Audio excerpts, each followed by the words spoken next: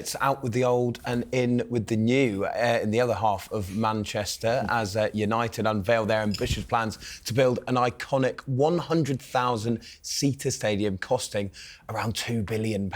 Minority owner Sir Jim Ratcliffe declared it will be the greatest stadium in the world, and the wider regeneration of the Trafford area. He's really sold it there, hasn't he? That will be accompanying it, that Trafford area. It's set to be the biggest project since the Stratford transformation for London 2012. It's not just the club that are optimistic about the project, with Chancellor Rachel Reeves and the UK government backing the proposal, even recently stating that they're keen to crack on. The club had previously stated that the new ground and surrounding attractions would end up contributing £7.3 billion per year to the UK economy.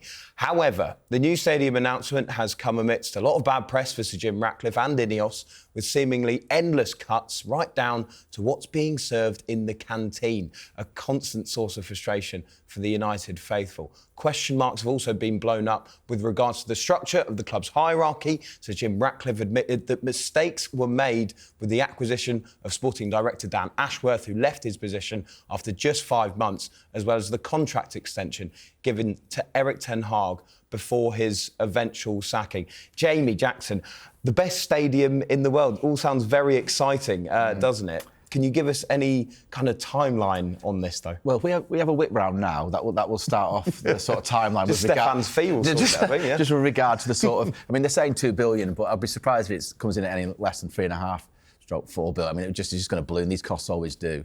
Yeah, I mean, with regard to the funding being serious, talking to sort of local government quite recently, that they are saying, sort of off the record to me, you know, sort of, however you want to characterise it, that there's a long way off anything material being in the pipeline with regard to funding. I mean, the funding's an interesting one because, you know, they're in a lot of debt, as we know. You get 750 plus 300 in transfers that they owe. There's £1 billion there.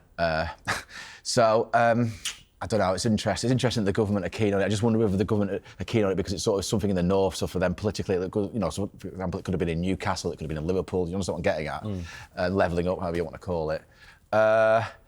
So it's all a little bit, you know, when I talk to sort of, let's say, you know, there's sort of people who have the power there, they have this sort of 2-year timeline with regard to where they think they can start to compete again in the transfer market, yes. Then the year after that is the Project 27 thing with, you know, we're going to challenge for a 21st title, you know, the 150th anniversary. This is obviously a 5, well, they're saying 10, but it could be reduced to 5-year project with regard to the stadium. I don't know, I mean, if it works, great, but it's such a... I'm reluctant to use the word mess at that club, but, you know, you understand what I'm getting at. It's a little bit of a sort of chaotic, let's say, at the moment. Now, maybe this is the calmest point, so the darkest point before the sort of dawn, if you understand what I mean, what we're talking about here. But in all my years reporting on United, which goes back to the Aguero title-winning season, yeah, Mancini, this is, you know, and it's a crowded field, a crowded market. This is obviously the most turbulent kind of period. So, you know, I was talking to someone yesterday who sort of, let's say, works at the club, and you know, listen, it's only one person reflecting on people's views, so it won't be concrete, but it's not a particularly happy place, as you can imagine. People losing their jobs, there's a consultation process with his latest redundancies, and there is a view that Ratcliffe has got a lot of chutzpah, but he might not necessarily be the biggest expert in football matters. Yeah, you mentioned the Aguero moment there. It raised a little smile from... well, of course Stefan. It would do. Yeah, Mr. exactly, Partisan here, to my right. but Stefan... always objective. It's interesting, isn't it, on this, the funding issue, because, you know, Sir Jim Ratcliffe came out with those wide-ranging interviews. We'll talk about that in a bit more detail in just a moment. Yeah. But, you know, at one point he was saying that the club would have gone bust had they not made certain cuts to the staff, etc. And then the next day he's announcing plans for this new £2 billion stadium.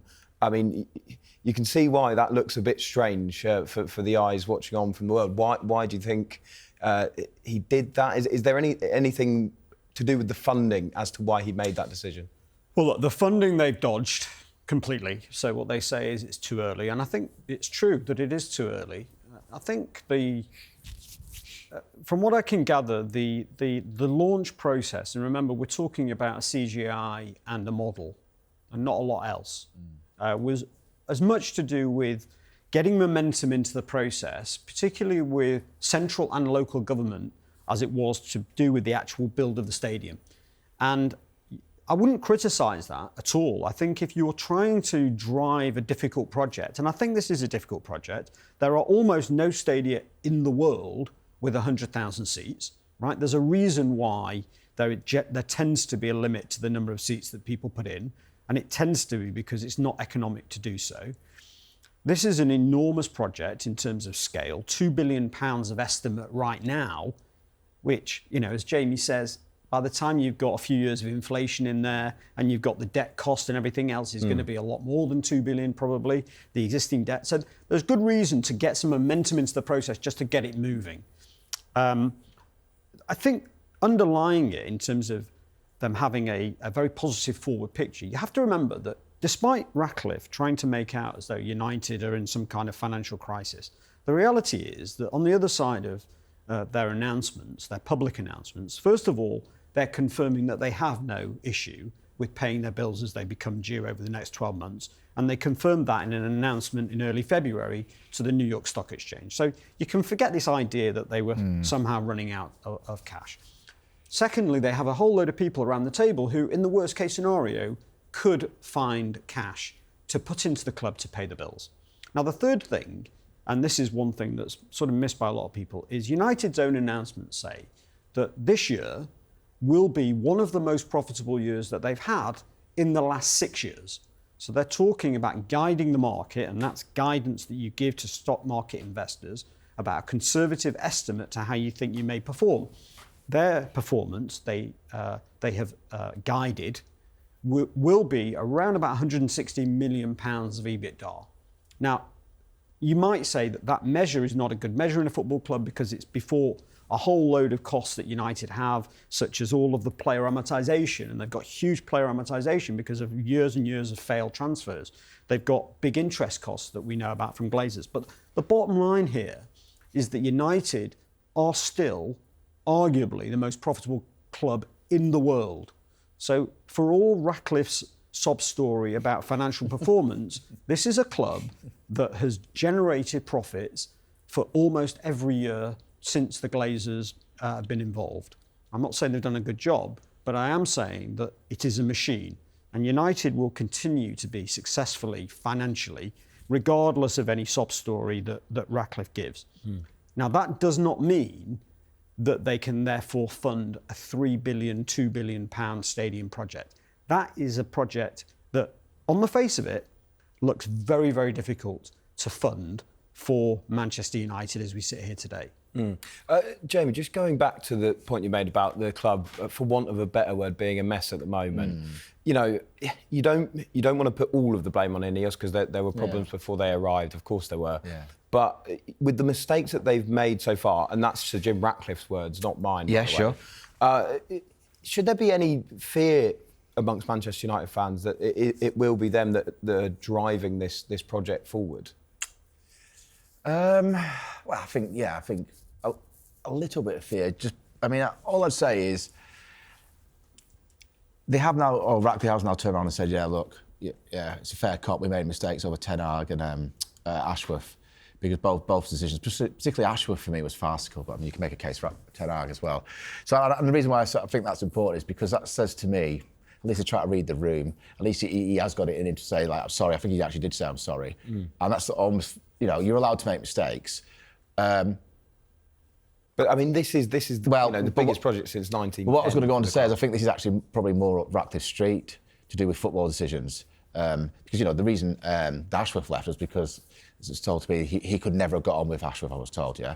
So, I don't know. That's, in terms of macro business, listen, I'm not a massive expert on Ratcliffe and what he's done in the past, but I just feel something of this scale, I don't know, there's a lot of sort of checks and balances for it to go complete and utterly what's it up, if you understand what I'm getting at. But I don't know, the way in which they've come in, I have been surprised at the sort of PR. I know I've just said he's apologised, but you almost wonder whether, that was for optics because, all the debt they're in, the losses that they're announcing, the fact that the product on the pitch isn't great, or it's got slightly better, and I'm talking like minuscule, but it's a very sort of small bar. So yeah, let's wait and see. what I picked up from the sort of launch in London of the stadium was they kept on talking about there's no way this could be done without sort of local money or government money. And I just thought, I get why they say that or why they think they can say that because it's all about the infrastructure and the good of the community, etc., etc. But if you're another football club, you might be thinking, well, what about our football club? We could do a new stadium. I'm sure that would also regenerate because, natural, it's very difficult. You're never going to really build a stadium in a vacuum that does not have any benefits to the local community. So to a certain extent, it's an easy thing to sort of like, you know what I mean? It's an easy goal sort of thing. Yeah. There is a case, you look at Old Trafford, listen, it needs a revamp, but they could probably revamp that and it'd look amazing. You know what I mean? Because it is a historical stadium, all the rest of, stuff attached to that. So then you get into the realms of, do they actually need to do this?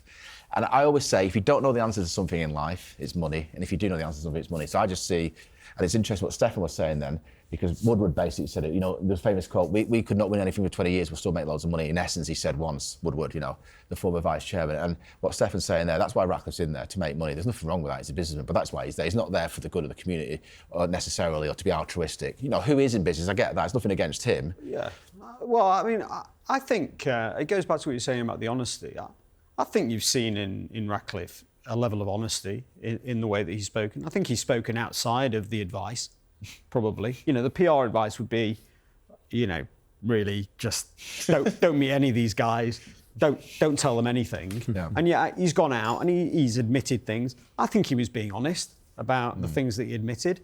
And I don't think it's true that he's only in it for the money. I think it's more likely that this is, at his age, this is for him what should be a fun project to spend his many hundreds of millions / billions on. And fortunately, there's plenty of spending that can go on at United for him to do so. But I think you should take him at face value. To me, it seems like he is genuinely being serious about the things that they think that they've got wrong so far. And I do think that Jamie makes a very good point, that in terms of something being in the sweet spot of Ineos and his team, a financially led infrastructure project, it's not chemicals, fine, but at the end of the day, those chemical plants are not about people. They're about buying things, bolting them together in a certain way and selling the product afterwards.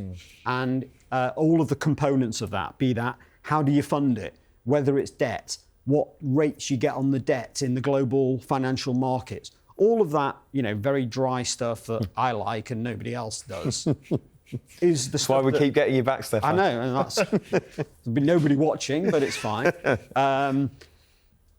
That's where that's in Ineos' sweet spot. But they're not magicians. At the end of the day, you've still got to have financial sense to building a project of £2 billion to £3 billion that makes a return and that makes an incremental return on what they've got, because they do have a big stadium already that's full every week with 75,000 fans. And when we go to the £7.3 billion sort of proclamation as to what this can add to the economy, the reality is it's virtually all who can we bring in from abroad? So what tourists can we bring in to sell those 25,000 extra seats, that those people are going to come in, they're going to stay overnight in Manchester and in the rest of the UK, and they're going to spend 3, 4, 5 times what a local fan spends. Can we get 25,000 of those tourists every single week? And then, we can generate billions of pounds of additional revenue for the UK. And that's what the model is. Whether it'll work or not, we don't know. But even then, I still can't see how you can fund a £2 billion stadium. Which it could raise some worries about the atmosphere that will be at that stadium too. Just talking about that funding again and the potential sponsorship deals that you said Ratcliffe will be so kind of excited about. There has been talk about even the name of the stadium being, sold off, and potentially we'll be visiting the Snapdragon Arena. I don't know about you, Jamie. Does that feel like? I know that a lot of clubs do this, especially if they do have a new stadium. But when you're moving away from Old Trafford as well, such an iconic stadium with so many trophies and victories and amazing memories, and you're moving to somewhere that's got a sponsored name, does it feel like the club losing its soul a bit there? maybe I'm the wrong person to ask because I'm not a fan of the club, but it seems to me they might do something like the Snapdragon Old Trafford or Snapdragon New Trafford. So you know how was it like the Barclays Premier League and Coca-Cola, I think, or the FA Cup sponsor one in, but they still kept the actual. So I can't believe they will not do that because it's a big money spinner, and you know everything we're talking about, they need money, and you know he's a businessman and pragmatic, and it's the sort of thing I think that after a bit people forget about. Yeah, it might be used by a certain constituency of fans, which is up to them, you know. Whenever this argument, antique Glazer stroke Ratcliffe comes up, oh yeah, and by the way, you know what happened to the name Old Trafford? I get all that, but I'd be surprised. You know, if I was advising, I'd be saying, well, look, you know. I don't, you know. I think you should do it because you need money. It's a big revenue thing. But in terms of losing its soul, I mean, how do you define that? Possibly, but you know, you could sort of say football itself is pricing itself out of the kind of the sort of traditional constituency you used to sort of go a little bit. So it'd be part of that maybe. I just want to pick up on something that Jamie mentioned earlier as well, Stefan, about that government funding. Now, obviously, I think the idea is that it won't be the stadium itself; it will be the surrounding areas that the government will put the money into. But does he have a point about other clubs, because there is a bit of a stadium race at the moment. You know, for instance, Newcastle are talking about plans. Everton have just built their new stadium. Chelsea too. There's talk of that kind of thing. Will those clubs be a bit frustrated that it seems the government will want to back this project more?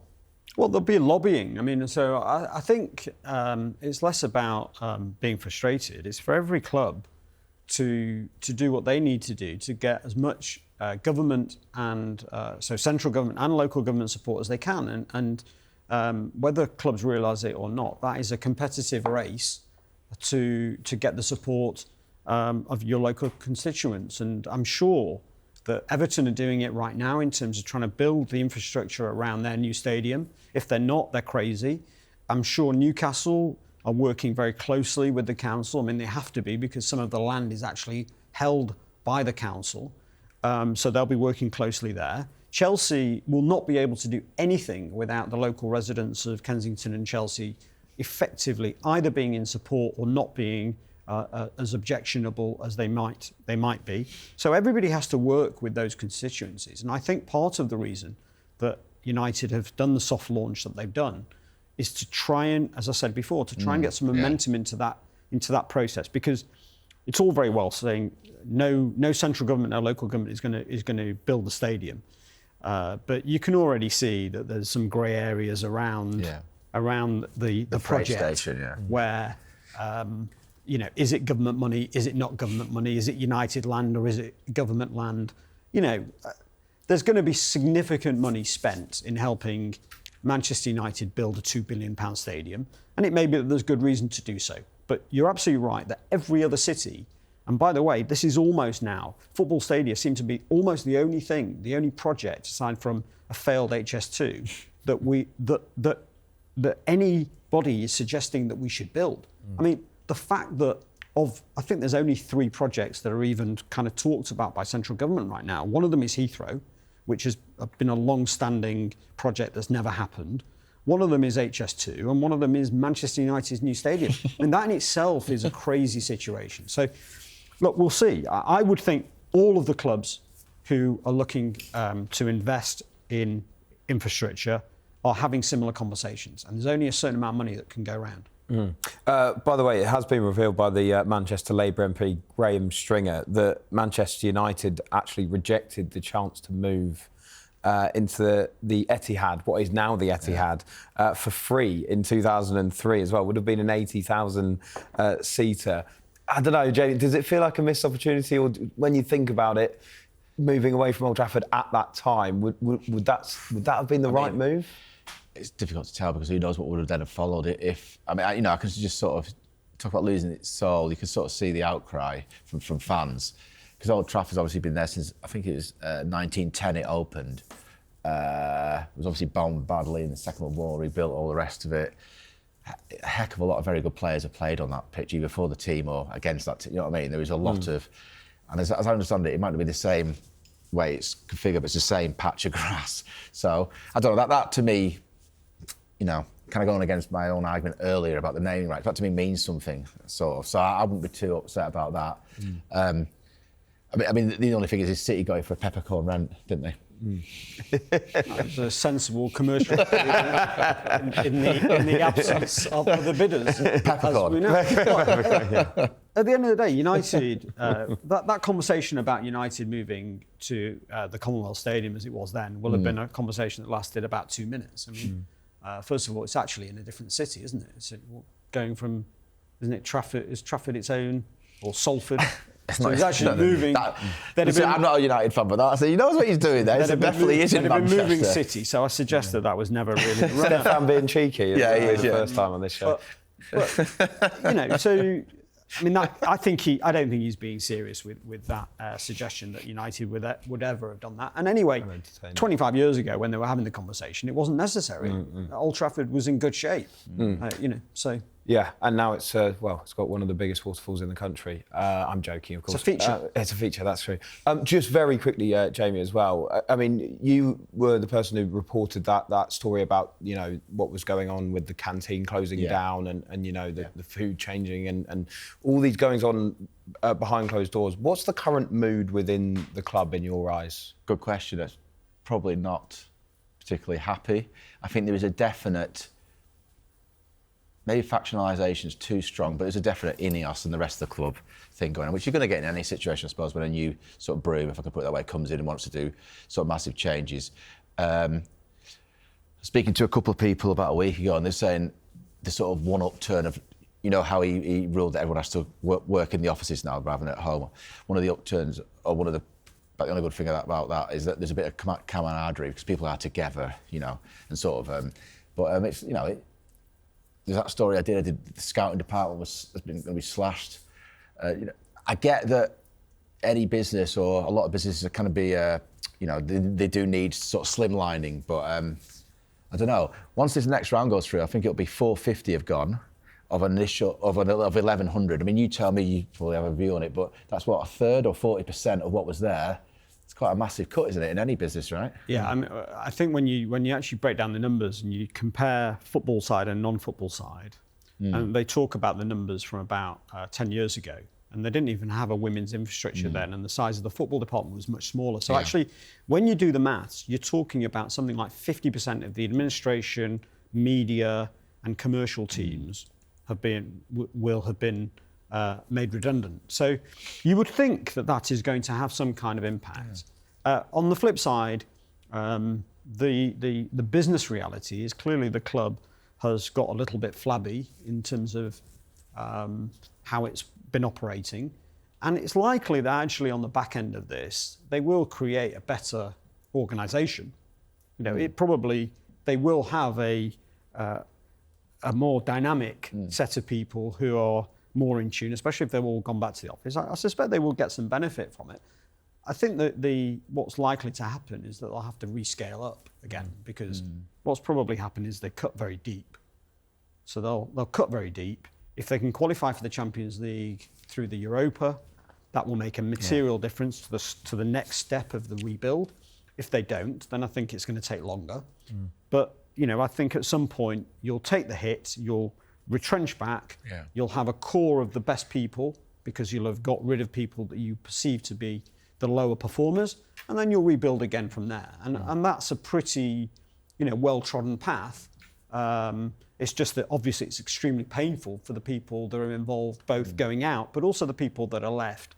After any retrenchment, it's a very difficult organisation to be in during that period, and it lasts a very long time as well. The damage that's done. You've lost friends, you've lost colleagues. It takes a long time to recover. Just very quickly, because you asked me recently or previously, I put the blame really on that of the Glazers. Okay, Ratcliffe could have done it better or more, in a more charming way, however you want to say it. But he's come into this situation. He's only been there over a year, and and this is what he's found. So that's got nothing to do with them. I mean, it really hasn't. That's Glazers. It's 20 years now since Malcolm Glazer went in there. And actually, I find it quite. I'm not going to say comical, but it sounds insensitive. But I find it quite interesting that the Glazers, who have always kind of not really done much for United and seem to be all about the bottom line, have actually allowed this, to use your word, flabby operation to. This does go to what Ratcliffe said in the interviews, and are you related to Ratcliffe, by the way? No, I do seem very pro Ratcliffe. I just think he was being honest in those conversations. And what I would say, I think he's been too honest, by the way. So I think he was. Can you be too honest, Stefan? Yes, I think it was interesting to watch for us because he told us too many of his inner thoughts. But I think from a professional perspective, he told us too many of his inner thoughts. And part of that, where I think again he was being honest, was in terms of the criticism of the Glazers. And the reality is the Glazers allowed the management team to do what they wanted to do. He didn't criticise them though. He said they were East Coast gentlemen. I'm sure he went overboard, and I don't know the Glazers from Adam, but I'm sure he went overboard in his praise of his partners, and he is bound by a non-disparagement clause within his agreement. He cannot say negative things about any of them. Just so people are aware, it is in writing that he cannot criticise them for fear of breaching that contract. So he won't criticise them, but it is true that arguably the worst thing they did was gave the management team a completely free hand to build the operation, to hire who they wanted to hire, and not to interfere, certainly on the people side as opposed to the football side. So, as I say, I think Ratcliffe was being honest in that session.